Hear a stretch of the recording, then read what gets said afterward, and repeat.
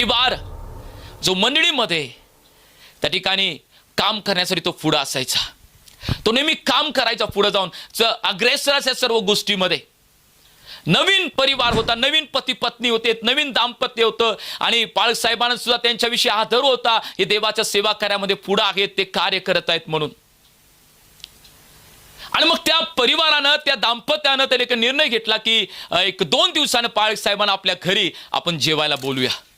मग देवाचा सेवक येणार आहे म्हणून त्याने त्या ठिकाणी उत्कृष्ट त्या ठिकाणी मेजवानी त्या ठिकाणी तयार केली, टेबल सजवला, मेज तो सजवला आणि चांगले चांगले त्या ठिकाणी त्यांनी डिशेस बाहेर काढलेत, चांदीचे त्या ठिकाणी चमचे बाहेर काढलेत.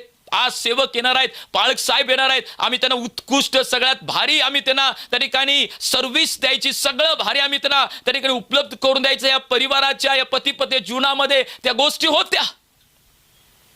पाळक साहेब आलेत, जेवण त्या ठिकाणी वाढण्यात आलं, जेवण त्या ठिकाणी सुरू झालं, काही गोष्टी इकडच्या तिकडच्या झाल्या, बोलणं झालं. मग पाळक साहेब उठलेत आणि मग त्याच्यासाठी प्रार्थना केलीत जेवण संपल्यानंतर आणि ते घरी गेलेत.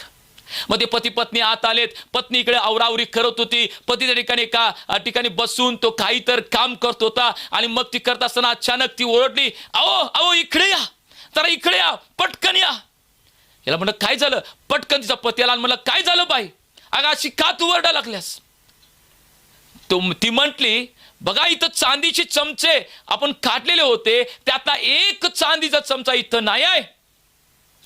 पास्टरनी एक चांदीचा चमचा तो चोरून नेलेला आहे. ही पत्नी आपल्या पतीशी बोलली.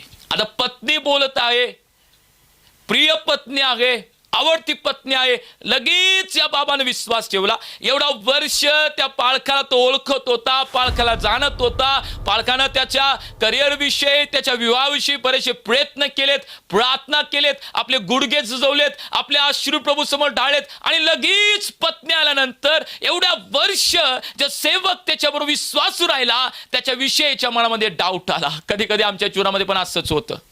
जो वर्ष जो पाळक आमच्यासाठी प्रार्थना करत आहे, वर्ष आमच्यासाठी अश्रू ढाळत आहे, वर्ष तो मध्यस्थी करत आहे, जेव्हा आम्ही त्याला फोन करू त्यावेळी तो आमच्याशी त्या ठिकाणी वचनाद्वारे मार्गदर्शन करत आहे. आणि आम्हाला कधी कधी त्या ठिकाणी आम्हाला किंमत वाटत नाही त्याची, आम्हाला इतर गोष्टी त्याच्याविषयी प्रिय वाटते. काय आपलं रोजच आहे, नेहमीच आहे, ते वेगळं आहे, तो वेगळा आहे, तो आहे ना तो वेगळा आहे, बघा ते वेगळं आहे. बरेचसे लोक आज आपल्या ज्या सेवकानं त्यांना उभा केलं, वचनामध्ये त्यांना चालवलं, त्यांना ते आदर देत नाहीत, त्यांचा सन्मान ते करत नाहीत. दुःखाची गोष्ट आहे. जर आशीर्वादित तुम्हाला व्हायचं आहे, तुमच्या सेवकाचा सन्मान करणं किती महत्वाचं आहे. हा त्या ठिकाणी व्यक्ती म्हटला की पाळकानं खरोखर चांदीचा चमचा चोरून नेला. आणि मग काय झालं? आणि मग यांच्या मनात तो डाऊट राहिला. रात्रभर विचार करत आले, पास्टरने असं का केलं, पास्टरने असं का केलं, पास्टरने असं का केलं, पास्टरने असं का केलं, चमचा चोरून नेला, पाहिजे असं आम्हाला सांगितलं असतं, आम्ही दिला असता, एवढा त्यांना आवडला होता, काय दिलाच होता, असं का केलं?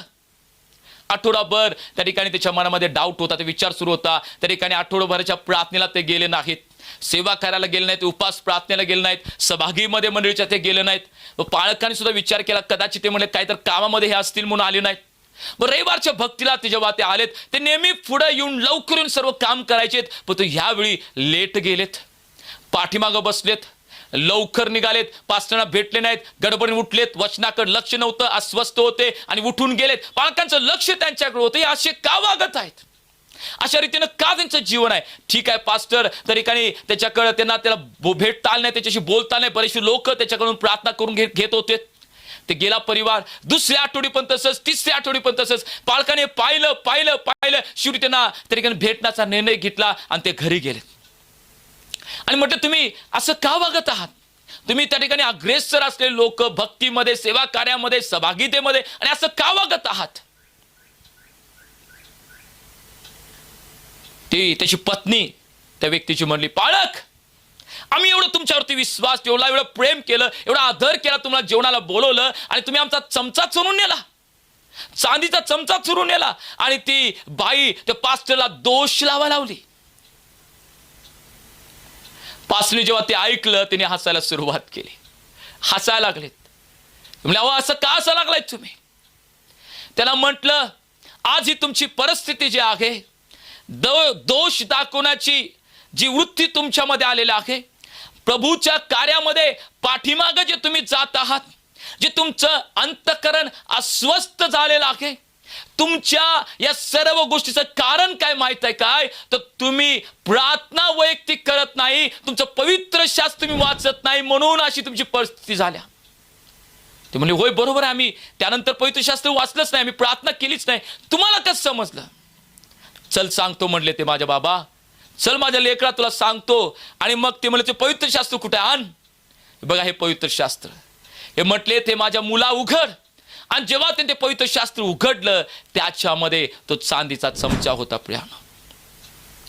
तो सेवक म्हटला, मी बळण जाताना तुमच्या पवित्र शास्त्रामध्ये चांदीचा चमचा ठेवलेला होता. मला पाहायचं होतं की तुम्ही दररोज पवित्र शास्त्राचं वाचन करणारे लोक आहात काय, देवाच्या वचनाचा आदर करणारे लोक आहात काय, मंडळांमध्ये तुम्ही कामामध्ये अग्रेसर आहात, सहभागितेमध्ये आहे, पण तू काय तुम्ही घरात देवाच्या वचनाचं चिंतन मनन करत आहात काय, हे मला पाहायचं होतं. म्हणून मी तिथं त्या ठिकाणी तो चमचा लपून ठेवला होता. आणि मला समजलं म्हणजे मग तुम्ही दाखवत आहात, अग्रेसर आहात, सगळ्या गोष्टी करताय, पण तू वैयक्तिक तुम्ही प्रभूच्या सानिध्यात बसून शमूएल सारखं प्रभूला म्हणत नाही की प्रभू बोल, तुझा दास ऐकत आहे.